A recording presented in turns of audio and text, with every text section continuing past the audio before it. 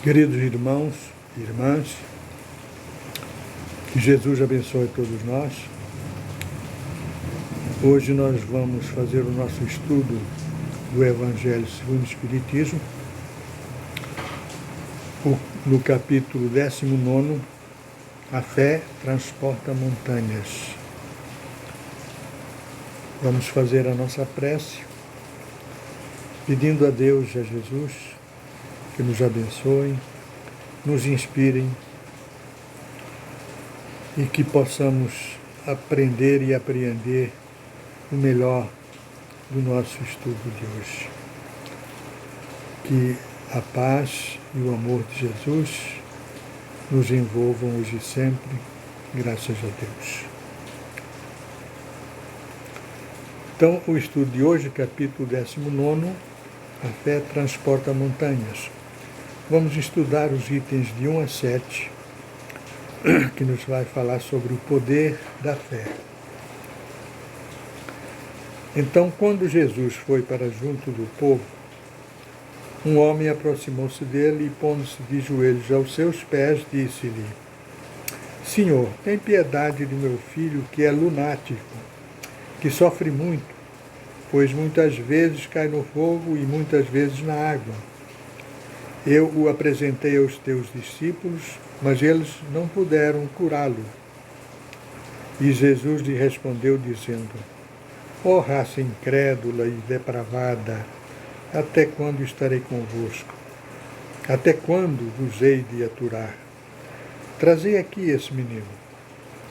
E Jesus, tendo ameaçado o demônio, o fez sair do menino, que ficou curado no mesmo instante. Então os discípulos vieram se encontrar com Jesus em particular e lhe perguntaram: Por que nós não pudemos expulsar esses demônios? E Jesus lhe respondeu: Por causa da vossa incredulidade, porque em verdade vos digo que se tivesseis a fé como um grão de mostarda, diríeis a este monte: passa daqui para acolá, e ele passaria e nada vos seria impossível. Né? Então, aqui inicialmente nós estamos vendo um problema de obsessão. Né? O menino estava obsidiado por um espírito há muito tempo, e era quase uma possessão. Né? E então Jesus, mandando vir o menino, ameaçou, como ele diz, ameaçou o demônio e o fez sair do menino. Ora, aqui é um caso de, digamos, de uma força de fé muito forte de Jesus. Quer dizer, Jesus, com a sua força, fez com que aquele espírito saísse. Não era demônio coisa nenhuma, que antigamente se tinha essa ideia que havia os demônios. Né? Mas hoje, através da doutrina espírita, nós sabemos que demônio não existe. Existem espíritos maus, muito perversos, inclusive. Né? Mas Jesus, então, com o seu magnetismo, a sua energia, fez com que aquele espírito saísse do menino e ele ficou bom, ficou curado. Que ele não tinha doença nenhuma, ele estava sendo perturbado por um espírito mau, né? Então, mas hoje, quer dizer, Jesus fez dessa forma porque Jesus tinha toda essa energia, toda essa força, né? Hoje, o Espiritismo nos ensina a trabalhar naquilo que nós chamamos de doutrinação. Então, hoje nós doutrinamos os espíritos obsessores, procurando convencê-los a deixarem a sua vítima em paz e a se entregarem ao amor de Deus. Né? Então, aqui fala que Jesus expulsou o demônio, mas hoje nós não expulsamos os espíritos obsessores. a casa espírita que tem o trabalho de desobsessão, nesse trabalho o obsessor ele é acolhido, ele é doutrinado, ele é esclarecido e é-lhe mostrado o imenso amor de Deus, que ele é um filho de Deus como nós e que ele precisa se redimir.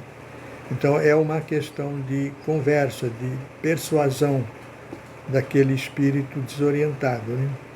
Depois desse trabalho, esse espírito é conduzido pelos espíritos superiores que nos assistem nesse trabalho de desobsessão, e ele é conduzido para um lugar apropriado para ser orientado, ensinado, e daí ele começar a se tornar um espírito melhor. Aí vem aquela dúvida, né? Os discípulos foram falar com Jesus, perguntar por que nós não podemos expulsar esse demônio. E Jesus respondeu, por causa da vossa incredulidade. Então, o que é que está nos mostrando aqui?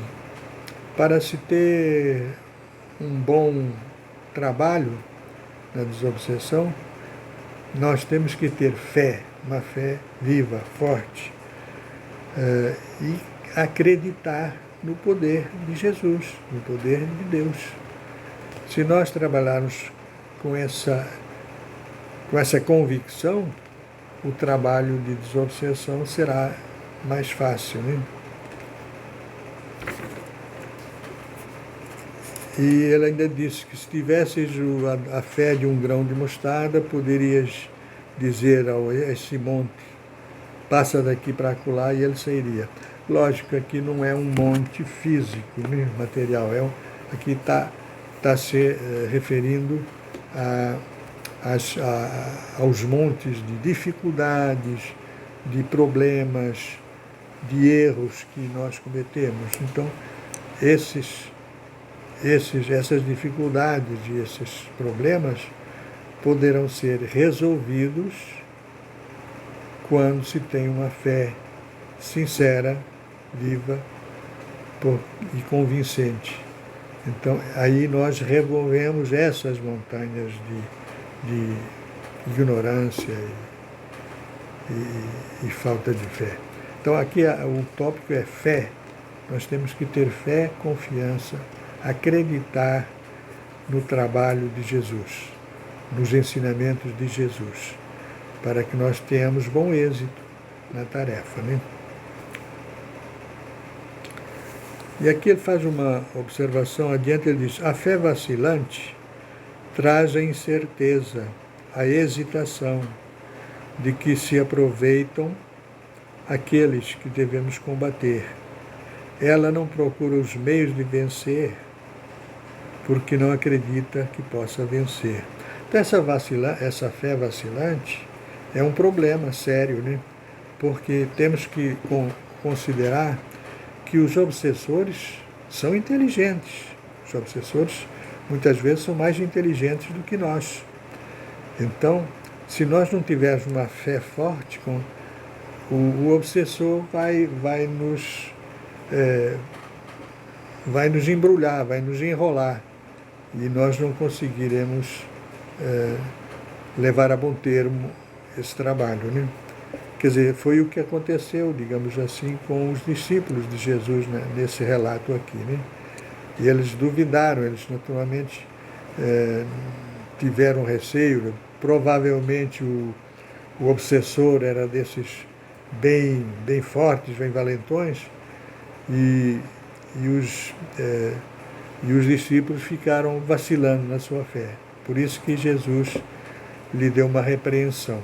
Aliás, a respeito dessa repreensão, eu vou fazer uma observação interessante aqui, quando Jesus disse, ó raça incrédula e depravada, até quando estarei convosco, até quando vos hei de aturar. Essas palavras aqui, essa frase atribuída a Jesus, nós devemos ter um certo cuidado, Porque Jesus é amor, Jesus é compreensão, Jesus é paz, é harmonia. Né? Então, atribuir a Jesus essa frase, ó raça de incrédula e depravada, é complicado. Pode ser, sim, que ele tenha dito, nada é impossível, né? Mas a gente não pode aceitar determinadas coisas que são atribuídas a Jesus, sabendo que ele é amor. Então eu não sei se ele iria falar isso para os seus discípulos, ó raça incrédula e depravada. É muito forte. A não ser que ele quisesse realmente enfatizar alguma coisa ali para que os seus discípulos prestassem mais atenção.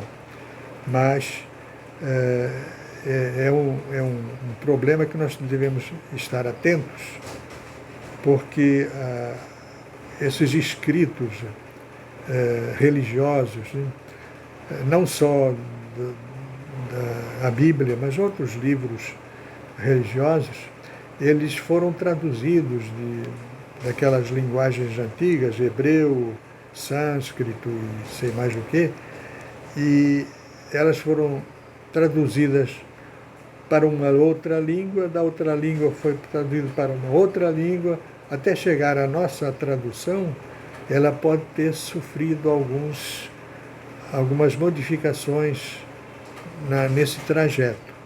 Então, fica aqui esse alerta, né? Não quer dizer, não estou querendo negar que Jesus não tenha falado isso, mas deixa uma certa dúvida, né? Esse linguajar. Bom, continuando.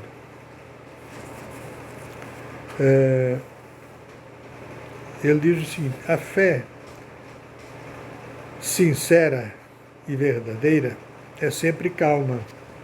Ela dá a paciência que sabe esperar, porque tendo seu ponto de apoio na inteligência e na compreensão das coisas, tem a certeza de chegar ao seu objetivo. Já a fé duvidosa sente a sua própria fraqueza. Quando é estimulada pelo interesse, torna-se furiosa e acredita suplantar com a violência a força que não tem. Então aqui uma observação importante. Fé sincera e verdadeira. A fé sincera e verdadeira, como é que nós podemos avaliar isso? Né? Nós, primeiro, temos que ter como premissa, como objetivo, a verdade.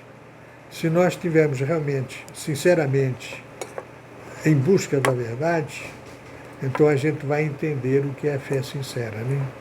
Porque aí você, na busca da verdade, você encontra a argumentação, os argumentos dos ensinamentos de Jesus.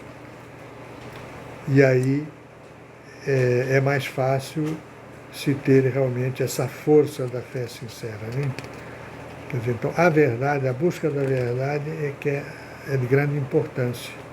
Você tem que ser sincero para consigo mesmo. Se eu quero chegar à verdade, é um desejo meu, não pode ser imposto por ninguém. Eu é que quero chegar. Se eu quiser realmente, com sinceridade, chegar à verdade, então a coisa se torna mais fácil, mais cristalina, né? Aí, mais adiante, ele diz o seguinte: é preciso evitar confundir a fé com a presunção. A verdadeira fé se alia à humildade. Aquele que a possui coloca a sua confiança mais em Deus do que em si mesmo, porque sabe que, como simples instrumento da vontade divina, ele nada pode sem Deus. Essa é a razão por que os bons espíritos vêm em sua ajuda. A presunção é mais orgulho do que fé, e o orgulho, cedo ou tarde, sempre é castigado pela decepção e pelos fracassos que lhe são impostos. Aqui nós temos um tópico muito importante. Não confundir fé com a presunção. Então, você ter fé é quando você crê em Deus, você é submisso à vontade de Deus, você sabe que você não consegue nada sem Deus, tudo o que a gente consegue tem a mão de Deus através dos seus bons espíritos, né? Então, se eu tenho essa fé em Deus, eu tenho que ser humilde, tenho que ser simples. Não posso ser presunçoso. Presunçoso é aquele que às vezes consegue sucesso em determinadas tarefas e esquece que aquilo só vai levado a bom termo porque Deus quis, Deus permitiu. Então, você não tem que ter presunção. Porque às vezes a gente, nós somos muito falhos, né? Então nós executamos determinadas tarefas, temos um bom resultado e aí achamos que já somos os maiorais, que já somos a cereja do bolo, né? Que a gente já pode resolver qualquer problema. E não é por aí, né? Nós temos que ter humildade. Aquilo que nós conseguimos, só conseguimos porque Deus permite, porque Deus quer e quando nós estamos ligados, conectados com as forças do bem. Aí nós conseguimos alguma coisa. Mas se nós nos deixarmos levar pela presunção, pela vaidade, pelo orgulho, vamos ter decepções muito fortes. Como eu disse atrás, os espíritos são inteligentes, os obsessores são inteligentes. Então, quando eles percebem que você é vaidoso, que você é presunçoso, eles vão te dar corda, vão parecer que estão indo na tua conversa, que estão indo na tua argumentação. Daqui a pouco eles te passam uma rasteira e você cai. Então, esse é o problema, essa é a dificuldade que nós temos que ter esse cuidado, né? Presunção, vaidade e orgulho não combinam com o trabalho de desobsessão ou qualquer trabalho sério, né? Não só espírita como qualquer outro trabalho, mas temos que ter essas luzes na mente de não nos deixarmos levar pela presunção, né? Aí adiante ele diz que o poder da fé tem aplicação direta e especial na ação magnética. Por ela, o homem age sobre o fluido, agente universal, modifica suas qualidades e lhe dá um impulso, por assim dizer, irresistível. Eis o motivo porque aquele que junta uma fé ardente a um grande poder fluídico, normal, pode, apenas pela força da sua vontade, dirigida para o bem, operar esses estranhos fenômenos de cura e outros, que antigamente eram considerados como prodígios e que são simplesmente a consequência de uma lei natural. Tal é o motivo pelo qual Jesus disse aos seus apóstolos: se não conseguistes curar, foi porque não tivestes fé. Então, o poder da fé, quer dizer, quando você tem realmente fé, acredita naquilo que você está fazendo, você tem essa convicção de que está trabalhando para o bem, então, essa fé junto com os seus fluidos, né, você pode operar curas, as curas espirituais que são realizadas em muitos centros espíritas, né, em que o médium preparado para esse mistério tem um grande poder de fluídico, né, e uma grande fé, então ele consegue realmente, ele se conecta melhor com as forças do bem, com Deus, com Jesus, com os bons espíritos. Você tendo fé, você se conecta com a espiritualidade maior, aí recebe o auxílio necessário. Mas se você tem uma fé vacilante, se você não tem humildade, nem simplicidade, e se você se acha melhor do que os outros, dificilmente você não vai conseguir ter êxito nas tarefas que você vai desempenhar.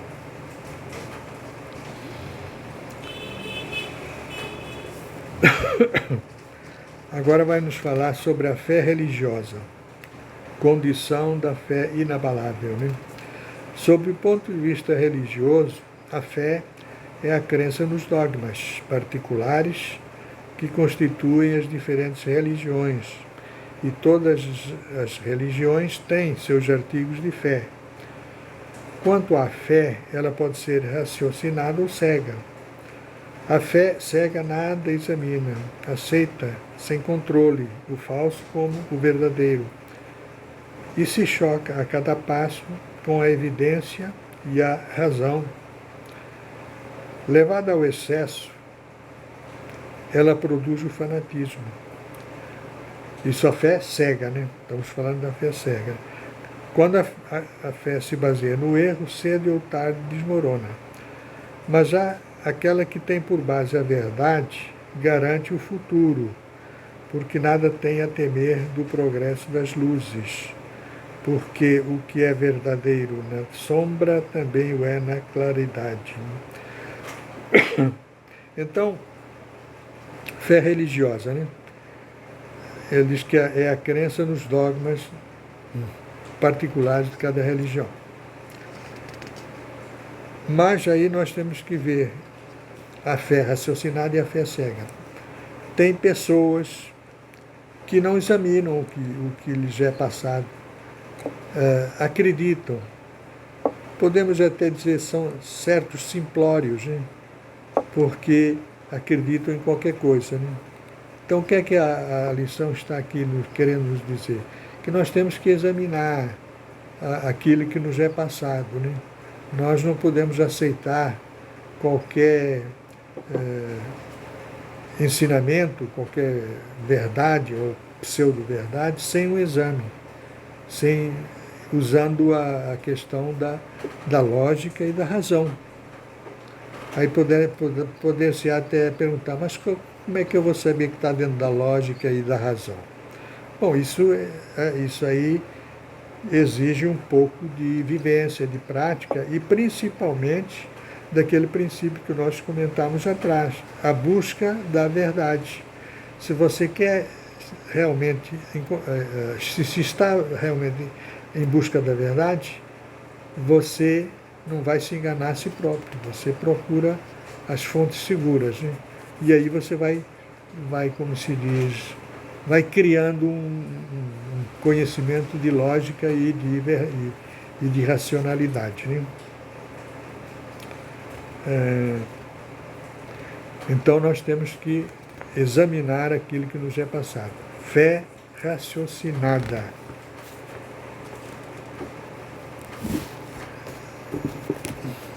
Diz-se vulgarmente que a fé não se receita. Daí muitas pessoas afirmarem que se não tem fé, não é por sua culpa. Sem dúvida, a fé não se receita, e o que é ainda mais justo, a fé não se impõe.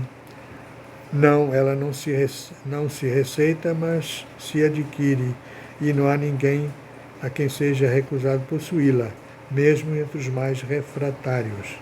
Nós falamos de verdades espirituais fundamentais, e não desta ou daquela crença particular.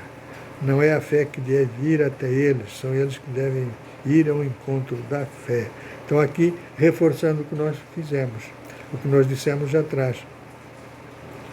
A fé se adquire através do raciocínio, da lógica, da razão, né?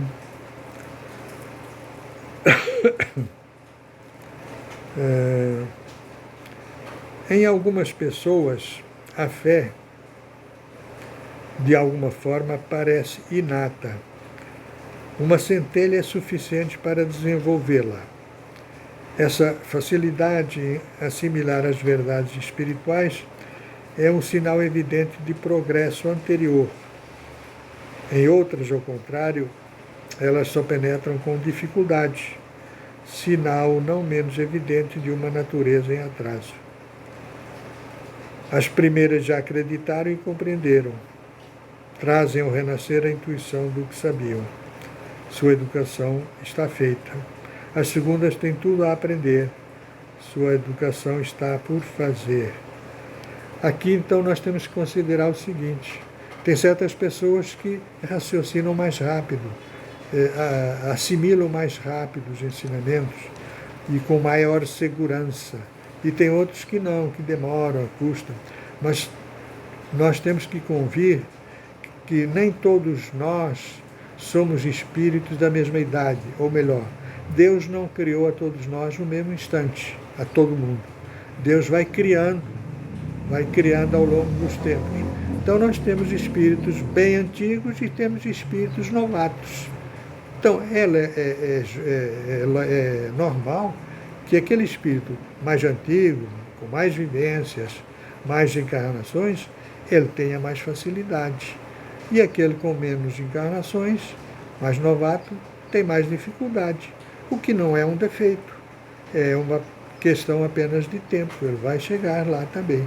Então não podemos também, criticar aqueles que não entendem com rapidez, ou não entendem determinados ensinamentos. Né? A resistência do incrédulo, é preciso convir, quase sempre é devida mais à maneira como lhe apresentam as coisas do que a ele mesmo. Para se ter fé, necessita-se de uma base, e essa base é a compreensão perfeita daquilo em que se deve crer. Para crer não basta ver, é preciso principalmente compreender. Então aqui é interessante, e a gente pode notar isso de certa forma, que muitas criaturas são ateias, não acreditam em Deus, porque lhe apresentaram um Deus que não é verdadeiro, um Deus que tem certas particularidades, um Deus que tem preferências por uns e por outros. Nós já vimos relatos em que, numa determinada batalha, um lado diz que Deus está com eles combatendo para liquidar o inimigo. E aí nós perguntamos, quem é esse inimigo? Os do outro lado? Eles não são filhos do mesmo Deus? Por que Deus iria lutar de um lado contra o outro? Deus não luta contra ninguém, ele apenas procura dar o conhecimento. Agora, se nós vamos à luta, vamos à guerra, é uma questão de ignorância da nossa parte. Né? Nós ainda não conseguimos aprender que nós somos todos irmãos, que tem que haver fraternidade entre todos. Né? Então, essa aqui, e também essa questão de crer ou não crer, que ele muitas vezes é por culpa dos dirigentes religiosos, que apresentam um Deus partidário de determinado lado. Né?